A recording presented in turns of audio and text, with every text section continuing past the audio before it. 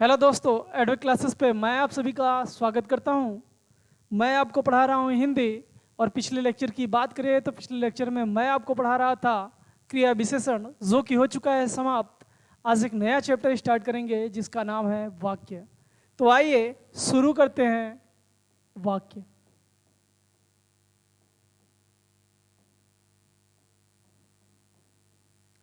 वाक्य शुरू करने से पहले आप लोगों से एक छोटा सा रिक्वेस्ट है कि आप लोग यदि चैनल पे नए हैं तो चैनल को पहले सब्सक्राइब कर ले, और यदि पुराने वीडियो को नहीं देखे हैं तो प्लेलिस्ट में चले जाए, वहाँ से जाके पुराने वीडियो को देख लें। यदि वहाँ प्लेलिस्ट में जाने में आपको किसी तरीके का दिक्कत है तो आप आई बटन पर क्लिक करके वहाँ से पुराने वीडियो को देख सकते हैं। तो आइए शुरू करें वाक्य। बात करते हैं वाक्य की। यदि हम आपसे कहें कि बताओ वाक्य किससे बना है, तो आप कहेंगे कि वाक्य जो बना है वो शब्दों के योग से बना है। शब्दों के योग से वाक्य बनता है। यदि मैं आपसे पूछूं कि वाक्य किससे बनता है तो आप कहेंगे कि शब्दों के योग से वाक्य बनता है, यही आप जवाब देंगे। लेकिन यहाँ पे जो शब्द लिखा है ये शब्द कैसा होगा, तो कहेंगे वाक्य में जो शब्द आता है वो कैसे होते हैं, सार्थक। तो कह सकते हैं कि सार्थक शब्दों के योग से वाक्य बनता है। इतनी बात तो समझ में आ गई होगी। आपके सामने अभी क्या आया, तो कहेंगे कि शब्द आया है। और अगर मैं आपसे पूछूं कि बताओ शब्द किससे बना है, तो आप कहेंगे शब्द जो बना है वो तो बना है वर्ण से। वर्णों के मेल से क्या बना है, तो कहेंगे शब्द बना है। और शब्दों के मेल से क्या बनता है, तो कहेंगे वाक्य बनता है। इतनी बात तो आपको समझ में आ गई होगी मेरे दोस्तों, कि वर्णों के मेल से क्या बनता है, तो कहेंगे शब्द बनता है, और शब्दों के मेल से क्या बनता है, तो कहेंगे वाक्य बनता है। जब इतनी चीजें जान चुके हैं, वर्ण, शब्द और वाक्य, तो इससे जुड़े कुछ क्वेश्चन को भी देख लेते हैं। यहाँ पे आइए देख लेते हैं कि इससे जुड़े क्या क्या प्रश्न बनते हैं। तो वर्ण से क्वेश्चन पूछता है कि बताओ भाषा की सबसे छोटी इकाई क्या है, तो क्या बताएंगे, वर्ण। आपसे यदि कोई पूछे कि बताओ भाषा की सबसे छोटी इकाई, तो उससे बता दीजिएगा कि भाषा की सबसे छोटी इकाई जो है वर्ण होता है। यदि यहीं पे आपसे कोई पूछे कि बताओ भाषा की सबसे छोटी सार्थक इकाई, भाषा की सबसे छोटी सार्थक इकाई, सबसे छोटी सार्थक इकाई क्या है, तो उससे बता देना कि भाषा की सबसे छोटी जो सार्थक इकाई है वो है वाक्य, अरे शब्द। यदि आपसे कोई पूछे कि बताओ भाषा की सबसे छोटी इकाई, किस चीज का जिक्र न करे, सार्थक का, तो उससे बता दीजिएगा कि वर्ण होगा। लेकिन यहीं पे आपसे कोई कहे कि बताओ भाषा की सबसे छोटी सार्थक इकाई क्या होगा, तो उससे बता दीजिएगा कि भाषा की सबसे छोटी सार्थक इकाई शब्द होता है। और देखिए वाक्य से भी एक क्वेश्चन पूछता है, कहता है कि बताओ भाषा की सबसे छोटी भाव व्यक्त करने वाली इकाई, भाषा की सबसे छोटी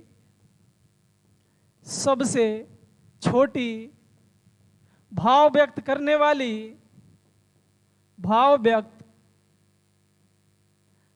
वाली इकाई। यदि आपसे कोई कहे कि बताओ भाषा की सबसे छोटी भाव व्यक्त करने वाली इकाई क्या होगा, तो उससे बता दीजिएगा कि वाक्य होगा। इतनी बात आपको समझ में आ गई होगी। यदि आपसे कोई पूछे कि वाक्य किससे बनता है, तो उससे कह दीजिएगा वाक्य जो है सार्थक शब्दों के योग से बनता है। आइए परिभाषा की बात कर लेते हैं। आइए, इतनी बात अगर आपको समझ में आ गई है तो परिभाषा की भी बात कर लेते हैं। वाक्य जो है, वाक्य शब्दों का ऐसा सार्थक समूह है, ऐसा सार्थक वाक्य सार्थक सॉरी वाक्य सार्थक शब्दों का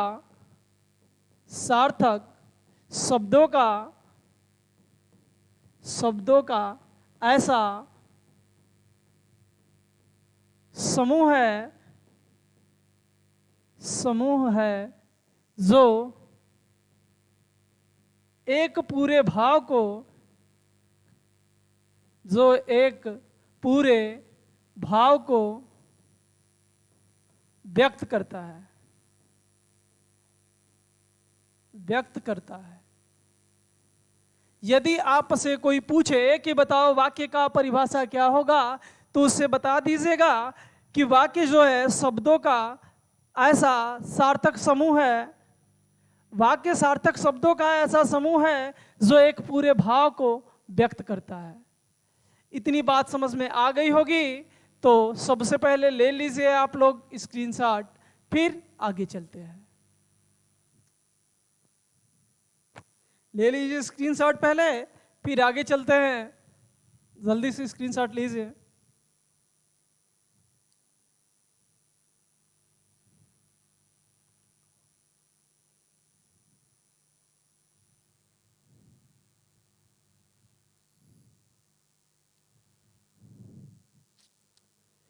तो मैं उम्मीद करता हूं कि आप लोगों ने ले लिया होगा स्क्रीनशॉट।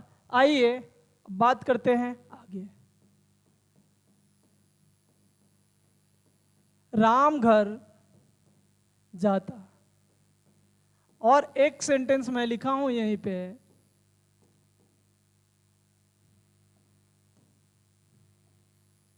मोहन बाजार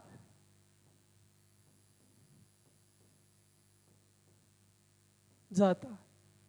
अगर मैं आपसे कहूं कि बताइए क्या ये वाक्य है, तो आपका क्या जवाब होगा? अगर मैं कहूं कि ये दोनों जो अभी मैं लिखा हूं उदाहरण, क्या ये दोनों वाक्य हैं, तो आपका इस पे जवाब क्या होगा? तो कुछ लोग कहेंगे कि सर बताइए ये तो वाक्य नहीं है, ये वाक्य नहीं है। अगर मैं आपसे पूछूं कि क्या ये वाक्य है, तो आप लोगों का यही जवाब मिलेगा कि सर ये तो वाक्य नहीं है। अब बात आई कि वाक्य क्यों नहीं है। अभी तो हम लोगों ने उदाहरण में परिभाषा में पढ़ा कि वाक्य जो है सार्थक शब्दों का समूह है। यहां पे भी अगर हम देखें इन दोनों वाक्यों को, दोनों उदाहरणों को, तो इसमें भी सार्थक शब्दों का समूह है कि नहीं? तो कहेंगे हाँ समूह तो है। जितने भी शब्द यूज हुए हैं यहाँ पे सबके सब कैसे हैं? तो कहेंगे सार्थक हैं। और जब सार्थक है तो सार्थक शब्दों के समूह को हम क्या बोलते हैं? तो कहेंगे वाक्य बोलते हैं। यही पढ़ के आए। अभी देखो, अब देखो आगे बात करें तो इसके बाद भी लिखा है जो एक पूरे भाव को या निश्चित भाव को क्या करता है मेरे दोस्त? व्यक्त करता है। अभी तो हमें एक चीज मिला कि वाक्य जो है सार्थक शब्दों का समूह है। दूसरा क्या मिला? कि एक पूरे भाव को व्यक्त करता है। तो क्या बताओ यहां पे जो उदाहरण है मेरे दोस्त, इसमें तो सार्थक शब्दों का समूह है। क्या कोई भाव व्यक्त किया? तो कहेंगे कोई भाव व्यक्त नहीं हो रहा है। लेकिन इसी उदाहरण को मैं इस तरीके से लिख दूं, कहूं कि राम घर जाता है। अब मैं आपसे पूछूं कि बताओ क्या ये वाक्य सही है? तो आप कहेंगे हाँ सर ये तो वाक्य सही है। अगर मैं दूसरे वाले को इस तरीके से लिख दूं, कह दूं कि मोहन बाजार जाता है, बाजार जाता है। अब मैं आपसे पूछूं क्या ये वाक्य है? तो आपका जवाब होगा हाँ सर ये तो एक वाक्य है। ये क्या है? वाक्य है। तो बताइए वाक्य के लिए सबसे जरूरी क्या हुआ? अब देखो, तो वाक्य के लिए सबसे जरूरी जो होता है वो होता है पहले तो सार्थक शब्दों का क्या होना चाहिए? तो कहेंगे सार्थक शब्दों का समूह होना चाहिए। किसी भी वाक्य कोई भी अगर वाक्य है तो उसके लिए दो कंडीशन मेरे दोस्त सबसे जरूरी है। एक क्या? तो कहेंगे सार्थक शब्दों का एक मिनट, वाक्य बनने के लिए दो चीजें सबसे जरूरी है। पहला क्या? तो कहेंगे सार्थक शब्दों का समूह होना चाहिए। सार्थक शब्दों का शब्दों का समूह होना चाहिए, और दूसरा हम बात करें तो एक निश्चित भाव व्यक्त करना चाहिए। एक निश्चित भाव निकलना चाहिए या व्यक्त होना चाहिए। भाव व्यक्त होना चाहिए। तो ये दो कंडीशन एकदम जरूरी है किसी भी वाक्य को पूरा करने के लिए।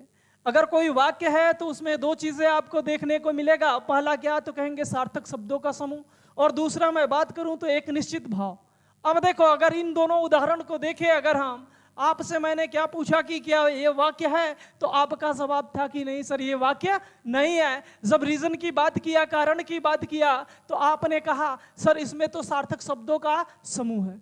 यहाँ पे क्या है तो कहेंगे इसमें भी सार्थक शब्दों का समूह है। सार्थक शब्दों का समूह तो है, पर इसमें से क्या नहीं निकल रहा है तो कहेंगे भाव नहीं निकल रहा है। यही दोनों नियम आपको जो है वाक्य शुद्धि में बहुत महत्वपूर्ण भूमिका निभाएंगे, बहुत ही जोरदार आपकी सहायता करेंगे। यही दोनों नियम, यदि आप इन दोनों नियमों से वाक्य शुद्धि से संबंधित कोई भी प्रश्न करते हैं, अगर दिमाग लगाएंगे दोस्त, तो पूरे के पूरे क्वेश्चन सॉल्व हो जाएंगे, यह मैं दावा करता हूं। अब देखो, इसमें सार्थक शब्दों का तो समूह है, लेकिन क्या नहीं निकल रहा है, एक निश्चित भाव नहीं निकल रहा है। कैसे? एक बार पढ़ के देखो, कह रहा है राम घर जाता। अभी ऐसा लग रहा है कि उसकी बात जो है पूरी नहीं हुई है, कंप्लीट नहीं हुई है, कुछ कहना चाहता था लेकिन बीच में ही बेचारा अटका है। और जब तक पूरी बात नहीं कहेगा तब तक भाव क्लियर होगा, तो कहेंगे नहीं भाव तो क्लियर नहीं होगा। जब भाव ही इसमें नहीं है तो सार्थक शब्दों का समूह रह के क्या करेगा, कुछ करेगा? तो कहेंगे नहीं। कोई भी वाक्य बनने के लिए हमें जरूरत किसकी है? सार्थक शब्दों का समूह, और दूसरा क्या, एक निश्चित भाव। और जब ये दोनों मिल जाएंगे तो क्या कहलाएगा? वाक्य कहलाएगा। अब इसको देख लो, कह रहा है कि राम जाता है, इसमें देखे तो सार्थक शब्दों का भी समूह है, और एक भाव निकल रहा है कि नहीं, तो कहेंगे हाँ एक निश्चित भाव निकल रहा है। मोहन बाजार जाता है, इसमें सार्थक शब्दों के समूह के साथ साथ मेरे दोस्त क्या है, एक निश्चित भाव है। जब सार्थक शब्दों का समूह भी हो और एक निश्चित भाव निकले तो उसे क्या बोलेंगे, तो कहेंगे वाक्य कहेंगे। इतनी बात समझ में आ गई तो स्क्रीनशॉट लीजिए, फिर आगे चलते हैं। लीजिए स्क्रीनशॉट, फिर आगे चलते हैं, बात करते हैं।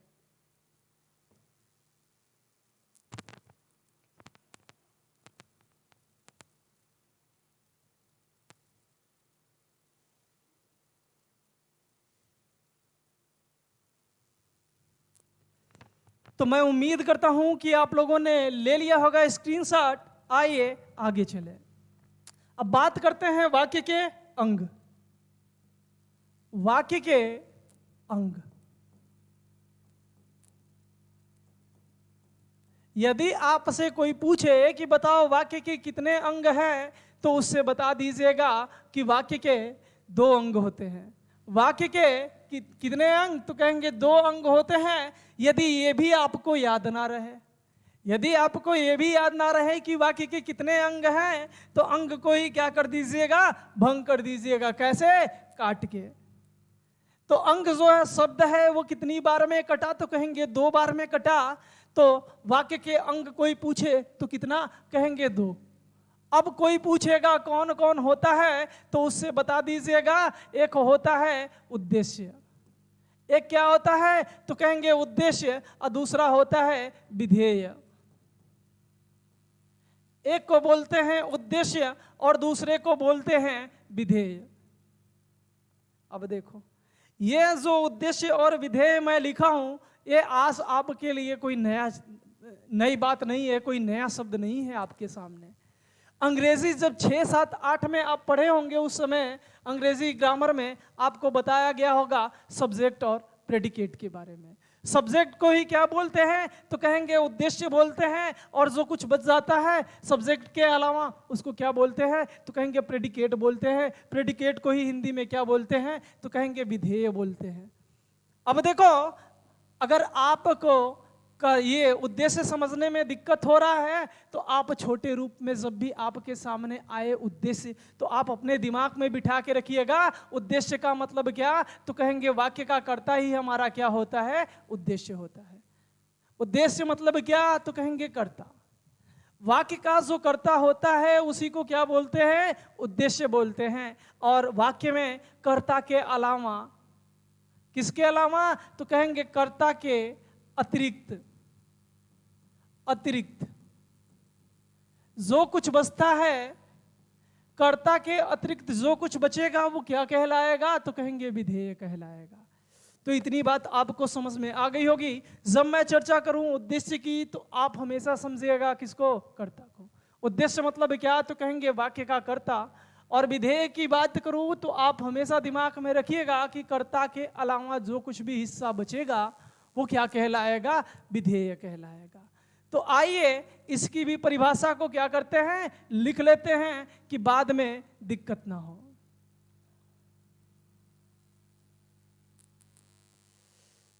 वाक्य में कर्ता को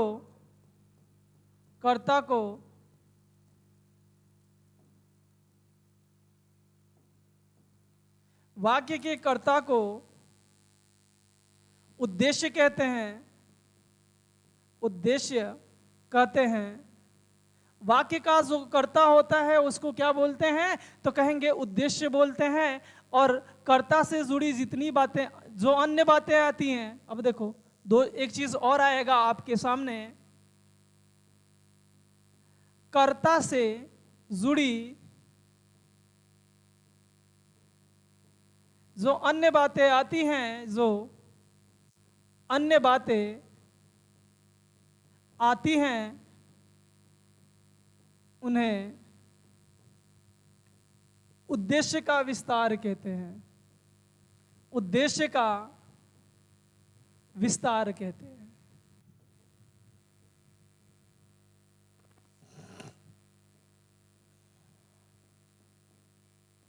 अब कहेंगे उद्देश्य का विस्तार क्या है, तो इसके बारे में जब मैं उदाहरण दूंगा तो आपको समझ में आ जाएगा।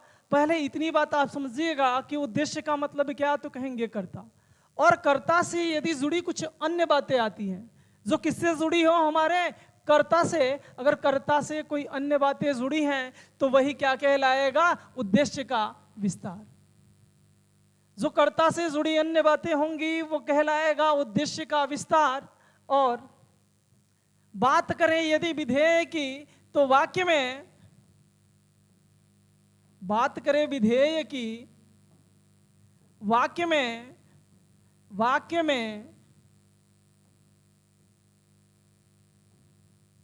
में कर्ता के अतिरिक्त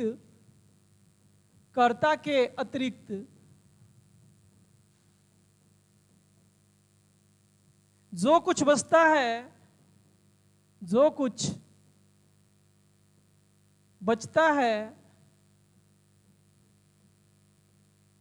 उसे विधेय कहते हैं। बात समझ में आई कि नहीं? मैं ये बातें तो पहले ही बता दिया था आपको, लेकिन अभी मैं लिखवा रहा हूं कि बाद में आप भूलो ना।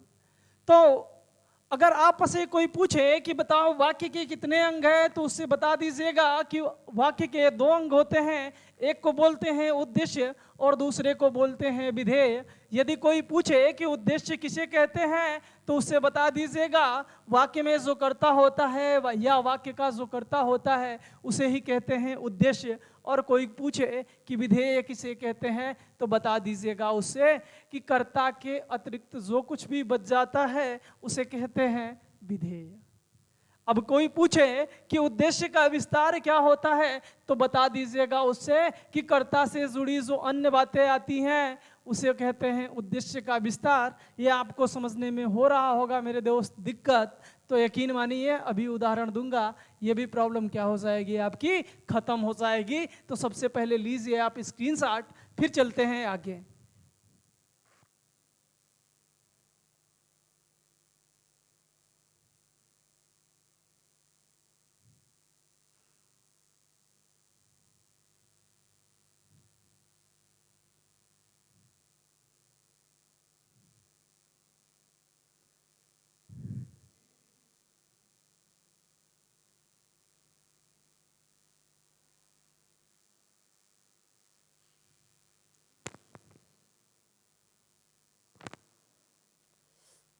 तो दोस्तों मैं उम्मीद करता हूं कि आप लोगों ने ले लिया होगा अब तक स्क्रीनशॉट। आइए देख लेते हैं कुछ उदाहरण। देखिए कुछ उदाहरण है जो आपके सामने हैं। एक उदाहरण मैं लिखा हूं, पहला वाला, कि राम घर जाता है। उदाहरण क्या कह रहा है कि राम घर जाता है। यदि मैं आपसे पूछूं कि बताओ इसमें उद्देश्य और विधेय क्या है, तो अभी मैं आपको बताया कि वाक्य का जो कर्ता होता है उसे कहते हैं उद्देश्य। तो वाक्य का कर्ता कौन है? तो कहेंगे राम जो है इस वाक्य में कर्ता है। कर्ता ही हमारा क्या होता है? तो कहेंगे कर्ता ही वाक्य का क्या होता है? उद्देश्य होता है। कर्ता को ही क्या बोलते हैं? तो कहेंगे वाक्य का उद्देश्य बोलते हैं। कर्ता ही वाक्य का क्या है? उद्देश्य है। और यदि मैं आपसे कहूं कि बताओ इसमें विधेय क्या है, तो अब देखो हमने किसको अलग कर दिया? तो कहेंगे कर्ता को अलग कर दिया। और कर्ता के अलावा जो कुछ भी बचेगा उसे क्या बोलेंगे? तो कहेंगे उसे तो बोलते हैं विधेय। इतनी बात आपको समझ में आ गई होगी। अभी जस्ट कुछ टाइम पहले ही आपको बताया कि वाक्य का जो कर्ता होता है उसे उद्देश्य कहते हैं, और कर्ता के अतिरिक्त जो कुछ भी हिस्सा बचता है उसे कहते हैं विधेय। अब हो गया क्लियर? अब देखो इसमें कह रहा है कि राजा दशरथ के पुत्र राम ने लंका के रावण को मारा। राजा दशरथ के पुत्र राम ने लंका के रावण को मारा। यदि मैं आपसे पूछूं कि बताओ इसमें उद्देश्य क्या है, तो आप कहेंगे कि वाक्य का जो कर्ता होता है उसे ही कहते हैं उद्देश्य। तो बताओ इसमें कर्ता क्या है? तो कहेंगे इसमें कर्ता क्या है? राम। लंका के रावण को कौन मारा? तो कहेंगे राम ने मारा। किसने मारा? तो कहेंगे राम ने मारा। राम इस वाक्य का क्या है? तो कहेंगे कर्ता है। और कर्ता ही हमारे वाक्य का क्या होता है? तो कहेंगे कर्ता ही उद्देश्य होता है। कर्ता ही क्या होता है वाक्य का? तो कहेंगे उद्देश्य होता है। अब देखो, लेकिन इतनी बातें यहां से लेके यहां तक की लाइन को देखे कि राजा दशरथ के पुत्र, ये जो भूमिका बांधा है राम को बताने के लिए, किसको बताने के लिए? राम को बताने के लिए इतना जो भूमिका पीछे का बाधा है कि राजा दशरथ के पुत्र राम ने, अब देखो ये जो इतना हिस्सा आया भूमिका के रूप में बांधा, ये भूमिका जो है किससे जुड़ा है? तो कहेंगे राम से जुड़ा है। अभी मैंने आपको बताया था कि जब कोई अन्य बात कर्ता से जुड़ जाए या जुड़ी हो, उसे क्या कहते हैं? उद्देश्य का विस्तार। कर्ता से जुड़ी अन्य बातों को क्या बोलते हैं? तो कहेंगे बोलते हैं उद्देश्य का विस्तार, क्योंकि कर्ता के बारे में ही ये क्या करता है? बताता है। ये बातें किससे जुड़ी होती है? तो कहेंगे कर्ता से जुड़ी होती है। इतनी बात समझ में आ गई है। अब देखो बात करें, यदि हम विधेय आपसे कोई पूछे क्या है, तो मेरे दोस्त सबसे पहले छोड़ दो आप कर्ता को। कर्ता के अलावा जितना हिस्सा बचा वो क्या कहलाएगा? तो कहेंगे वो कहलाएगा विधेय। इतनी बात आपको समझ में आ गई कि नहीं? नहीं आई तो कमेंट बॉक्स में जाके कमेंट कर दीजिएगा कि सर समझ में नहीं आया, मैं फिर से वीडियो बना दूंगा। मेरे दोस्तों, आपकी इच्छा मेरे लिए क्या है? आदेश है। तो सबसे पहले लीजिए स्क्रीनशॉट, फिर आगे चलते हैं, बात करते हैं।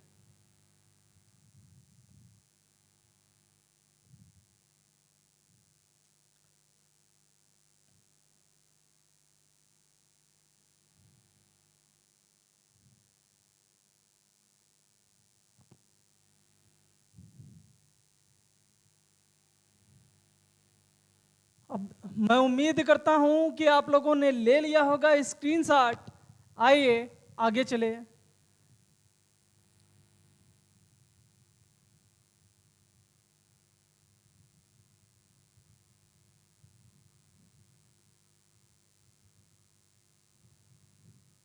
अब बात करते हैं वाक्य का विभाजन।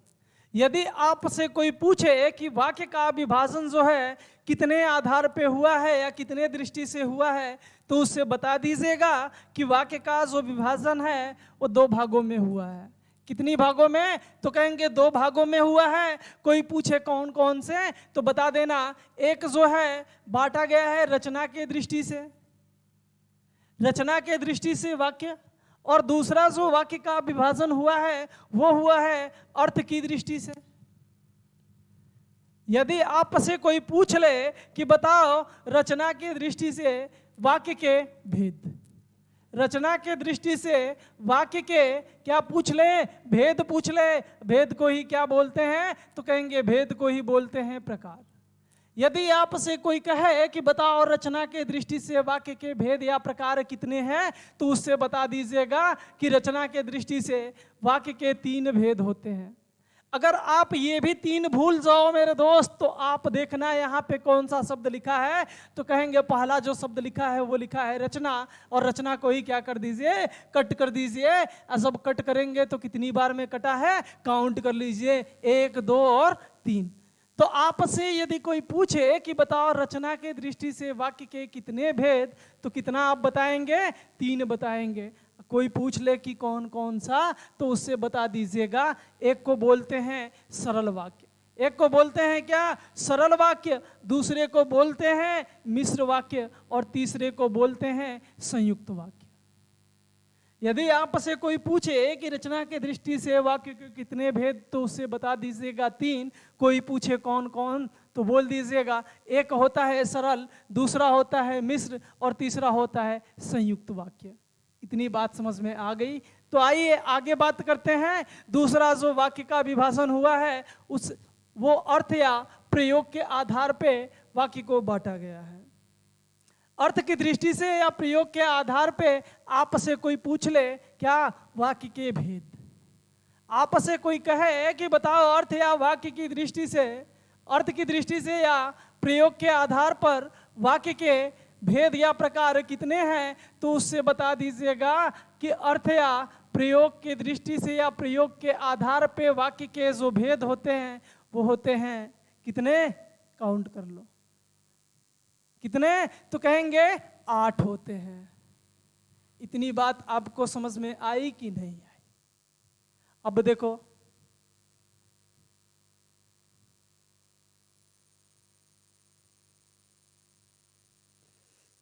अब कोई पूछे आपसे कि कौन कौन, तो उससे बता दीजिएगा। एक होता है निषेधवाचक वाक्य, दूसरा होता है प्रश्नवाचक वाक्य, तीसरा होता है संदेहार्थक या इसी को बोलते हैं संदेहास्पद वाक्य, चौथा होता है संकेतार्थक वाक्य,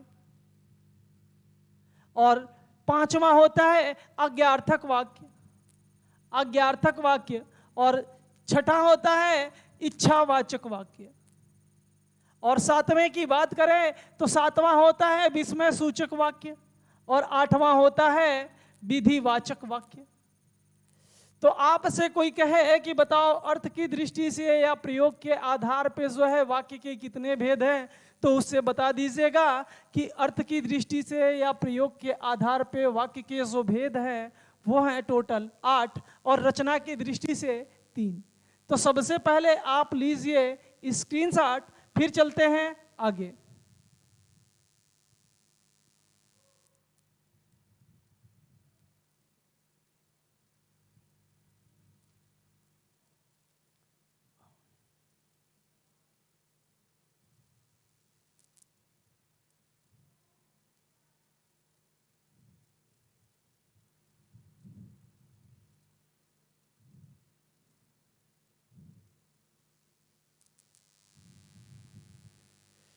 तो मैं उम्मीद करता हूं कि आप लोगों ने ले लिया होगा स्क्रीनशॉट। आइए सबसे पहले पढ़े रचना की दृष्टि से जो वाक्य के भेद होते हैं 3, उन्हीं को सबसे पहले क्या करते हैं? शुरू करते हैं। और जब ये कंप्लीट होगा तो बात करेंगे अर्थ की दृष्टि से या प्रयोग की दृष्टि से जो 8 होते हैं उनको पढ़ लिया जाएगा। तो सबसे पहले कौन सा पढ़ेंगे? तो कहेंगे सरल वाक्य पढ़ेंगे। तो आइए शुरू करते हैं सरल वाक्य। आइए शुरू करते हैं सरल वाक्य।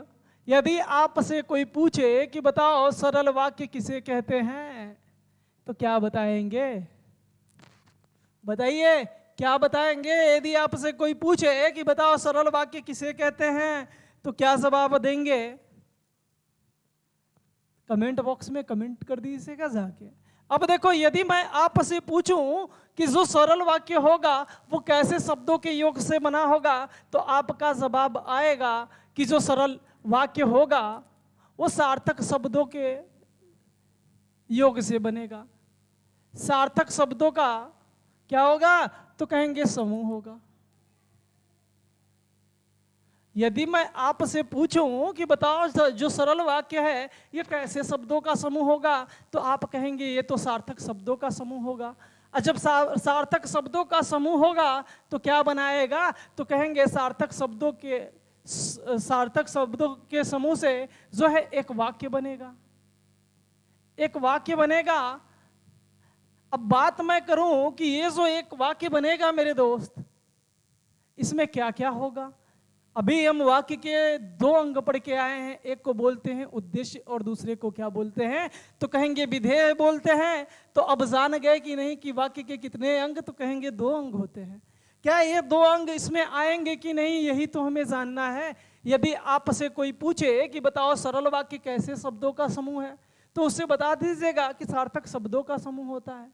कोई पूछे इन सार्थक शब्दों के समूह से क्या बनेगा, तो बता देना एक वाक्य बनेगा। अब कोई पूछे कि ये वाक्य जो है कैसा, इस वाक्य में क्या क्या होगा, तो उससे बता देना इस वाक्य में जो है एक उद्देश्य होगा, एक उद्देश्य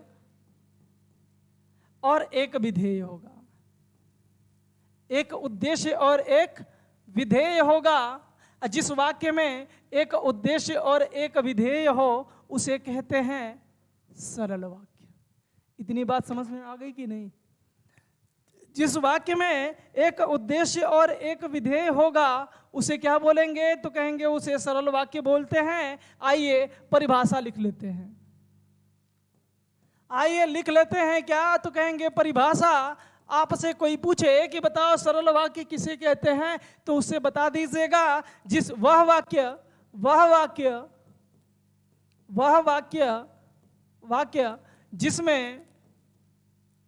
जिसमें एक उद्देश्य और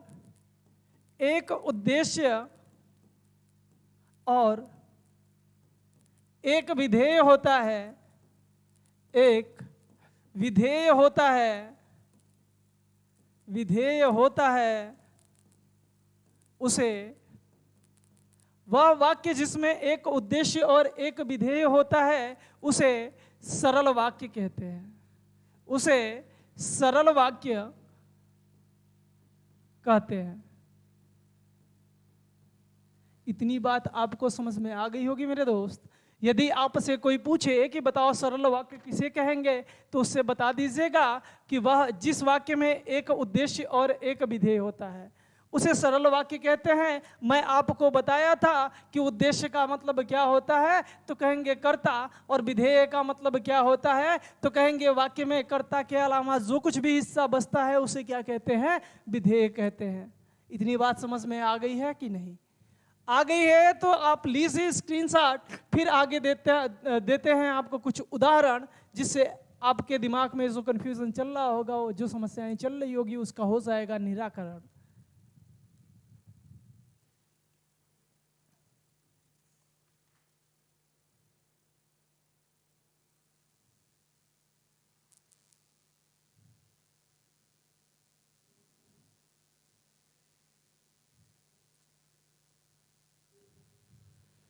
तो दोस्तों, मैं उम्मीद करता हूं कि आप लोगों ने ले लिया होगा स्क्रीनशॉट। आइए देखते हैं उदाहरण। अब देखिए कुछ उदाहरण है जो आपके सामने है। इसमें से जो पहला उदाहरण है वो लिखा है राम घर जाता है। राम घर जाता है। यदि मैं आपसे पूछूं कि ये कैसा वाक्य है, तो आप क्या कहेंगे? कुछ लोग कहेंगे सर ये तो सरल वाक्य लग रहा है, लेकिन क्या नियम कानून को ये जो है फॉलो करता है कि नहीं करता है, इसको हमें चेक करना होगा कि नहीं। तो अब देखिए जो सरल वाक्य है उसका नियम क्या कहता है कि जब वाक्य में एक उद्देश्य और एक विधेय हो तो उसे क्या बोलेंगे? सरल वाक्य। अब देखो यहां पे क्या लिखा है, राम। राम क्या है वाक्य का, तो कहेंगे कर्ता। कर्ता ही हमारा क्या होता है वाक्य का, तो कहेंगे कर्ता ही होता है उद्देश्य। अब बताओ उद्देश्य कितना आया, तो कहेंगे एक को है। कर्ता के अलावा जो कुछ भी हिस्सा बचता है उसे क्या बोलते हैं, तो कहेंगे उसे तो बोलते हैं विधेय। अब विधेय कितना है, तो कहेंगे एक है।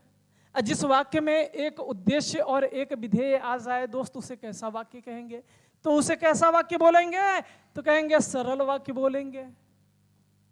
कब, जब एक उद्देश्य और एक विधेय किसी वाक्य में आ जाए तो वाक्य कैसा, सरल बना देगा। अब देखो अगला देखते हैं, कह रहा है मदन मोहन मालवीय जी, ये क्या है हमारा वाक्य का, तो कहेंगे कर्ता है। ये क्या है वाक्य के, कर्ता है।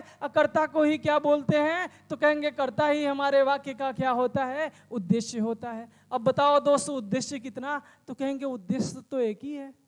दिखने में क्या लग रहा था, बहुत लंबा चौड़ा लग रहा था, क्या ऐसा है, तो कहेंगे नहीं।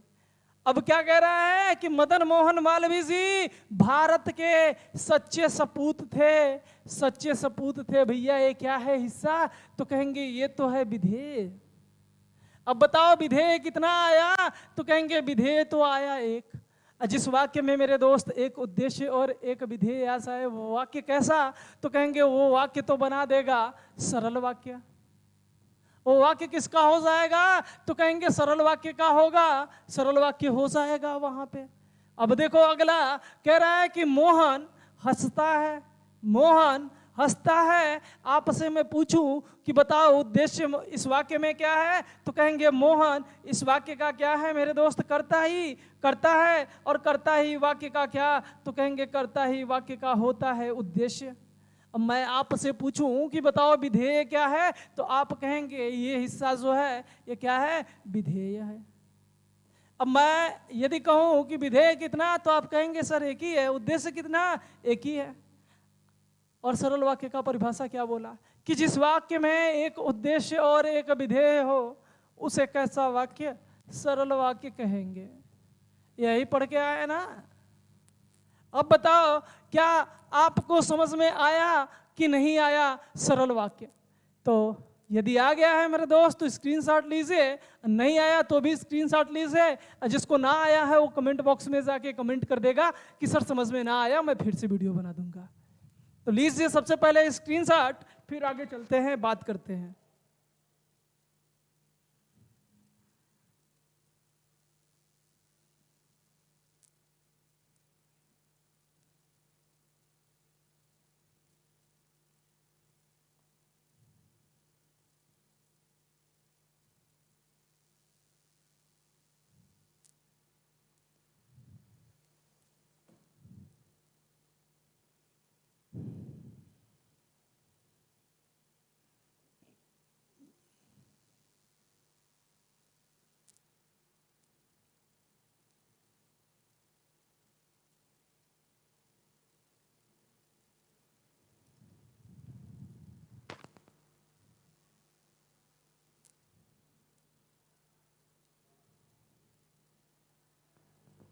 तो आइए आगे चलते हैं। मुझे उम्मीद है कि आप लोगों ने ले लिया होगा स्क्रीनशॉट। आइए बात करते हैं अगले वाक्य की। तो रचना के आधार पे जो अगला वाक्य था वो था मिश्र वाक्य। उसको क्या बोलते हैं, तो कहेंगे बोलते हैं मिश्र वाक्य। यदि मैं बात करूं मिश्र वाक्य की कि मिश्र वाक्य किसे कहते हैं, तो आप क्या जवाब देंगे, बताइए क्या जवाब देंगे। तो कुछ जवाब देंगे कि नहीं, अरे बोलो जरा। अब देखिए बात करें मिश्र का, तो मिश्र का मतलब क्या होता है, तो कहेंगे मिश्र का मतलब तो होता है मिला हुआ। मिश्र का मतलब क्या, तो कहेंगे मिश्र का मतलब होता है मिला हुआ। अब अगर मैं आपसे पूछूं कि बताओ क्या मिला हुआ, मिश्र का मतलब क्या, तो कहेंगे मिला हुआ है। यदि मैं आपसे पूछ लूं कि क्या मिला हुआ, बताओ जरा क्या मिला हुआ, तो आपका जवाब होगा कि दो वाक्य मिला हुआ। अब देखो मिश्र कब बनेगा, जब कम से कम एक से अधिक मतलब कम से कम कितने होने चाहिए? दो। जब दो मिलेंगे आपस में तभी तो क्या बनाएगा? तो कहेंगे मिश्र बनाएगा। तो यहाँ पे दो क्या मिलेगा? दो वाक्य मिला हुआ। यहाँ पे क्या मिलेगा? दो। तो कहेंगे दो वाक्य मिला हुआ होगा यहाँ पे। और जब दो वाक्य मिल जाए आपस में उसे क्या बोलेंगे? तो कहेंगे उसे बोलेंगे मिश्र वाक्य। इतनी बात समझ में आ गई कि नहीं? मिश्र का मतलब क्या? तो कहेंगे मिला हुआ। क्या मिला हुआ? तो दो वाक्य मिला हुआ। अब बात आती है कि ये जो दो वाक्य होगा ये कैसा होगा? यदि कोई आपसे पूछे कि ये दो वाक्य कैसे होंगे तो उससे बता दीजिएगा कि जो पहला वाक्य होगा, पहला वाक्य, इसमें से जो पहला वाक्य होगा मेरे दोस्त वो क्या होगा? अपूर्ण होगा। पहला वाक्य कैसा? तो अपूर्ण होगा। और दूसरा वाक्य क्या करेगा? पहले वाले को पूरा करेगा। दूसरा वाक्य अपूर्ण वाक्य को पूरा करेगा। अपूर्ण वाक्य को पूरा करेगा।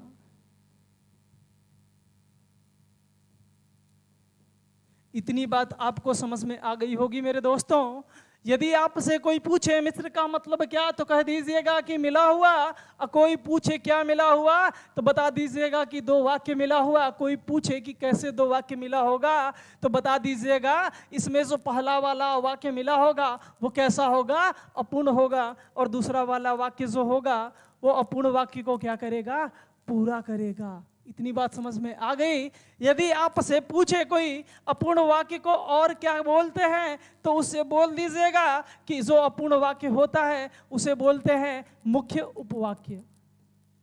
मुख्य उपवाक्य। जो अपूर्ण वाक्य होता है उसी को क्या बोलते हैं? तो कहेंगे मुख्य उपवाक्य बोलते हैं। और दूसरे वाला जो वाक्य है जो अपूर्ण वाक्य को पूरा करता है उसे बोलते हैं पूरक उपवाक्य। पूरक उपवाक्य। इतनी बात आपको समझ में आ गई होगी मेरे दोस्त। जब समझ में आ गई है तो आइए पहले स्क्रीनशॉट ले लीजिए फिर परिभाषा की चर्चा कर लेते हैं।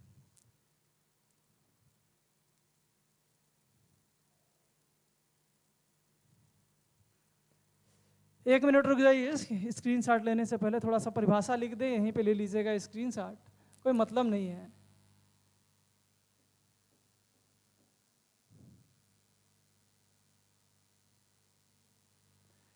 जब दो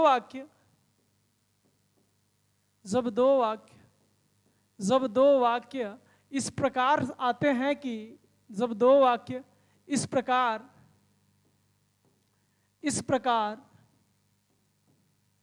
आते हैं कि पहला वाक्य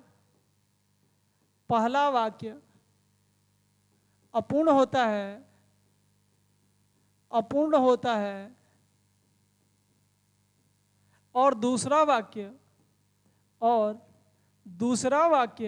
है और दूसरा वाक्य उसे पूरा करता है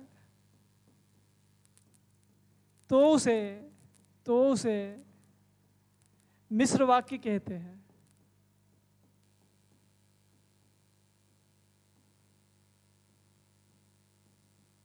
अब बताओ क्या इस परिभाषा की हमें जरूरत थी? तो कहेंगे इस परिभाषा की तो जरूरत नहीं थी। क्यों नहीं थी? क्योंकि यहीं पता चल गया कि मिश्र वाक्य में दो उपवाक्य होंगे। एक जो है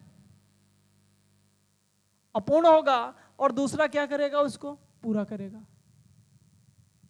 वही बात यहां पे भी कह रहा है कि जब दो उपवाक्य जब दो वाक्य इस प्रकार से आते हैं कि पहला वाक्य अपूर्ण होता है और दूसरा वाक्य उसे क्या करता है? पूरा करता है, तो उसे मिश्र वाक्य कहते हैं। अब देखो स्क्रीनशॉट ले लीजिए फिर आगे चलते हैं।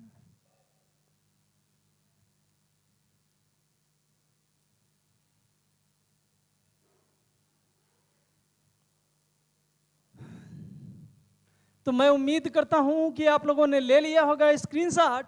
आइए उदाहरण देखते हैं। उससे पहले इसको ध्यान दीजिएगा कि जो अपूर्ण वाला उपवाक्य होता है उसे ही क्या बोलते हैं, मुख्य उपवाक्य बोलते हैं, और जो दूसरा वाला वाक्य उपवाक्य आके पहले को पूरा करता है उसे बोलते हैं पूरक उपवाक्य।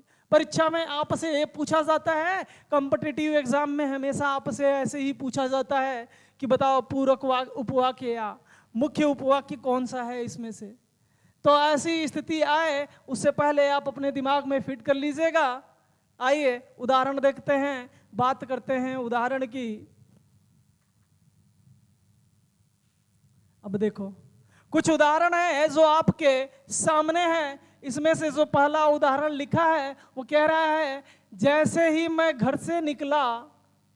अब देखो इतना हिस्सा जैसे ही हम लोगों ने पढ़ा, क्या जैसे ही मैं घर से निकला। अब देखो आप एक बार जरा बोल के देखना, जैसे ही मैं घर से निकला। क्या आपको नहीं लग रहा है कि अभी मैं कुछ बातें कहने वाला हूं, पूरी बात अपनी नहीं कह पाया? तो जैसे ही यहां से लेके यहां तक का हिस्सा पढ़ा हम लोगों ने, हमें लगा क्या कि अभी ये पूरी बात नहीं कहा है, अभी कुछ कहना चाहता है आगे।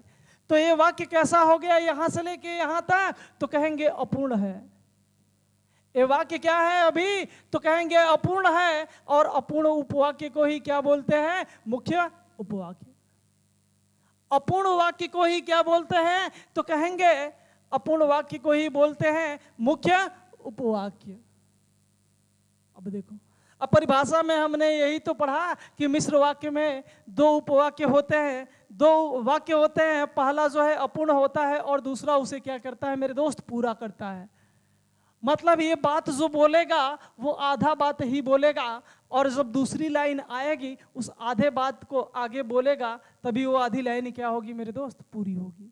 और जब पूरी होगी तो एक भाव निकलेगा निश्चित, और जब तक निश्चित भाव ना निकले वाक्य क्या बन पाएगा, तो कहेंगे नहीं। जैसे ही इतना हमने पढ़ा हमें क्या लगा कि ये अधूरा है, आगे कुछ कहना चाहता है, आधी बात बोला है आधी बोलने वाला है। अब देखो इसके बाद जब हम लोगों ने आगे पढ़ा कि वर्षा होने लगी, तब समझ में आया कि नहीं अब लाइन क्या हो चुकी, समाप्त हो चुकी। ये जो दूसरी लाइन है ये क्या कर रहा है, पहले वाले अपूर्ण वाले मतलब अधूरे वाले को क्या कर रहा है, तो कहेंगे पूरा कर रहा है। और जब पूरा कर रहा है तो इसे कौन सा उपवाक्य कहेंगे, तो इसे कहते हैं पूरक उपवाक्य। इतनी बात आपको समझ में आ गई होगी। अभी सब्र कीजिएगा, जुगाड़ ऐसा बताऊंगा मेरे दोस्त, आपको ये सब सिस्टम करने की जरूरत ही नहीं है। क्वेश्चन देखेंगे मच्छर की तरह बिन देंगे खाली। अब देखो अगला कह रहा है कि मैं विश्वास से कह सकता हूं कि, मैं विश्वास से कह सकता हूं कि। जैसे ही हमने इतनी बात कही ऐसा लगा कि अभी मेरी बात क्या है, पूरी तरीके से समाप्त नहीं हुई है। सब पूरी तरीके से समाप्त नहीं हुई तो बात अधूरी रह गई कि नहीं, तो अधूरी बात को ही क्या बोलते हैं, तो कहेंगे अपूर्ण बोलते हैं। और अपूर्ण उपवाक्य को क्या बोलते हैं, अपूर्ण, तो कहेंगे मुख्य उपवाक्य बोलते हैं। जो अधूरा वाला होता है उसे ही क्या बोलते हैं, तो कहेंगे मुख्य उपवाक्य बोलते हैं। इतनी बात तो आपको मेरे दोस्त समझ में आ गई होगी अच्छे से। अब देखो, अब आगे पढ़ाओ, यह घर मनोज का है। इतना पढ़ेंगे तो निष्कर्ष नहीं निकलेगा, लेकिन अब पूरा पढ़ो, मैं विश्वास से कह सकता हूं कि यह घर मनोज का है। अब बात पूरी तरीके से खत्म हुई तो कहेंगे हाँ खत्म हो गई। तो इससे यह पता चला दूसरी वाली लाइन से कि ये जो अधूरी लाइन थी इसको ये दूसरी वाली लाइन क्या कर रहा है, पूरा कर रहा है। और जब पहले वाले को दूसरा पूरा कर रहा है तो उसको हम क्या बोलेंगे, तो कहेंगे उसको बोलेंगे पूरक उपवाक्य। पूरक का मतलब क्या, तो कहेंगे पूरा करने वाला उपवाक्य। इतनी बात आपको समझ में आ गई होगी दोस्त। अब देखो तीसरा उदाहरण है, उसे यहीं बिठा दो ताकि, उसे यहीं बिठा दो ताकि गिर न पड़े। अब देखो यहां से लेके यहां तक जैसे ही हमने बात की, इतनी बात पता चल गई कि यह लाइन कैसी है, तो कहेंगे अधूरी है। जब अधूरी लाइन है तो बोल सकते हैं ये दोस्त की क्या है, अपूर्ण है। और अपूर्ण उपवाक्य को ही क्या बोलते हैं, तो कहेंगे मुख्य उपवाक्य बोलते हैं। यह मुख्य बात, मुख्य उपवाक्य बार बार बता रहा हूं कि एग्जामिनर आपसे पूछ देता है, और पूछे आप फंस जाओ, इससे अच्छा मैं पहले ही बता रहा हूं, तो इसलिए बता रहा हूं मुख्य उपवाक्य। और इसको क्या बोलेंगे, ये पूरा कर रहा है, तो कहेंगे दूसरा वाला जब वाक्य पूरा कर रहा है तो पूरा करने वाले को ही बोलते हैं पूरक। इतनी बात समझ में आ गई होगी। अब कुछ लोगों के दिमाग में चल रहा होगा कि सर आप तो सब बढ़िया किए लेकिन एक चीज गलत कर रहा है सर। हम कहेंगे क्या? तो कहेंगे यहाँ पे सर बताइए, ये जो शब्द आया और यहाँ पे ये जो शब्द आया है और यहाँ पे जो शब्द आया है, इसके बारे में तो आपने बताया ही नहीं कि ये क्या है। तो यहाँ पे देखो ताकि, इसमें की और इसमें जैसे ही, ये जो शब्द है इसी को बोलते हैं योजक चिन्ह, या इसी को बोलते हैं समुच्चय, समुच्चय बोधक चिन्ह, इसी को बोलते हैं योजक चिन्ह, इसी को बोलते हैं योजक अवयव। इसी को क्या बोलते हैं? तो कहेंगे इसको बोलते हैं योजक अवयव, अवयव, या इसी को बोलते हैं योजक चिन्ह, योजक चिन्ह। इसी को बोलते हैं क्या? समुच्चय बोधक चिन्ह। इतनी बात समझ में आ गई कि नहीं? जैसे ही इसमें योजक चिन्ह है कि भी इसमें क्या है, तो कहेंगे योजक अवयव या क्या, योजक चिन्ह। इतनी बात समझ में आ गई कि नहीं? योजक चिन्ह का काम होता है कि दो उपवाक्यों या दो वाक्यों को आपस में जोड़ देना। ये जोड़ने का काम करता है मेरे दोस्त, इसीलिए योजक बोलते हैं। योजक का मतलब क्या? तो कहेंगे जोड़ना। जो जोड़ने का काम करता है उसको बोलते हैं योजक चिन्ह। अब देखो इसमें क्या है, तो कहेंगे ताकि लिखा है, ताकि भी क्या है, तो कहेंगे ये योजक अवयव है, योजक अवयव। अवयव का मतलब क्या? तो कहेंगे योजक अवयव बोलो, आपका मन करे तो योजक चिन्ह बोलो, आपका मन करे तो इसको बोलो समुच्चय बोधक अवयव। बात समझ में आई कि नहीं? इतनी बात समझ गए हैं दोस्त, तो आइए आगे कुछ चीजें आपको समझना जरूरी है। अब बात आती है कि इस ऐसे जो मिश्र वाक्य के क्वेश्चन आएंगे उसको चुटकियों में कैसे करें। तो देखिए मिश्र वाक्य के कुछ योजक अवयव लिखे हैं। अवयव का मतलब क्या? योजक तो कहेंगे चिन्ह। ये आपके लिए क्या है? तो कहेंगे जुगाड़ है मेरे दोस्त। ये जुगाड़ रामबाण की तरह काम करेगा। कैसे करेगा आइए दिखाते हैं नमूना। अब देखो यदि किसी वाक्य में आपको क्या दिख जाए, की दिख जाए, ये वाला की दिखे, छोटी ई की मात्रा जिस पे हो, जैसे कि क्या आया यहाँ पे, इस की से दो वाक्य या दो उपवाक्य अगर आपस में मेरे दोस्त जुड़े दिखे आपको, और आपसे पूछा हो बताओ कि इसमें वाक्य का होगा, तो उससे बता देना कि उसमें वाक्य होगा मिश्र वाक्य। यदि आपको किसी वाक्य में दिख जाए ताकि, तो आंख बंद करके हिट कर देना कौन सा? मिश्र वाक्य। यदि किसी वाक्य में आपको दिखे क्योंकि, तो हिट कर देना किसको? मिश्र वाक्य। यदि आपको किसी वाक्य में दिख जाए जैसा कि, तो भी आप किसको लगाएंगे? मिश्र वाक्य को। आपको किसी वाक्य में दिख जाए जैसे ही और देखते ही हिट कर दीजिएगा किसको? मिश्र वाक्य को। कभी गलत नहीं होगा।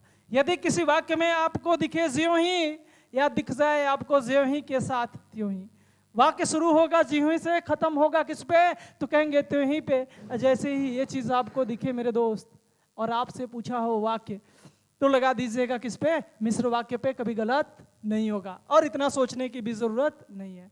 यदि आपको किसी वाक्य में दिखे, यदि दिखे, और यदि ये शुरू हो वाक्य यदि से और बीच में लगा हो, तो आपसे पूछ ले क्या?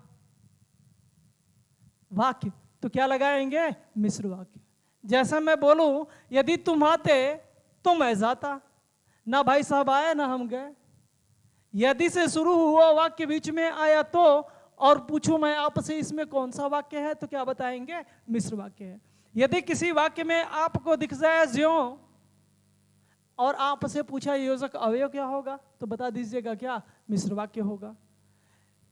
या किसी वाक्य में आपको दिख जाए क्या? जिसकी दिख जाए, या किसी वाक्य में दिख जाए उसकी, या दिख जाए जब, या दिख जाए तब, या दिख जाए अगर, आपसे पूछे वाक्य किसका है, तो बता दीजिएगा मिश्र वाक्य है।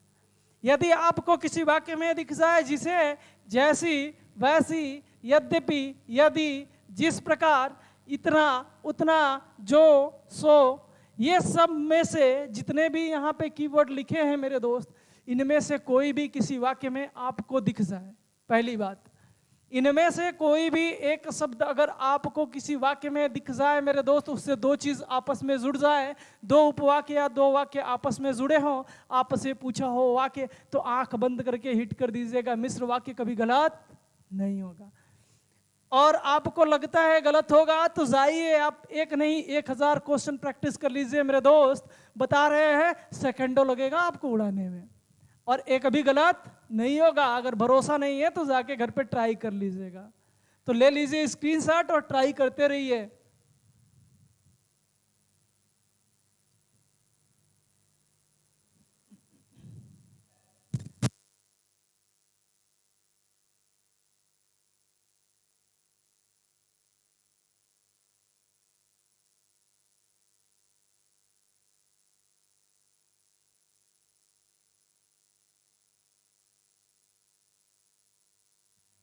तो दोस्तों आज के लिए बस इतना ही, फिर मिलेंगे कल।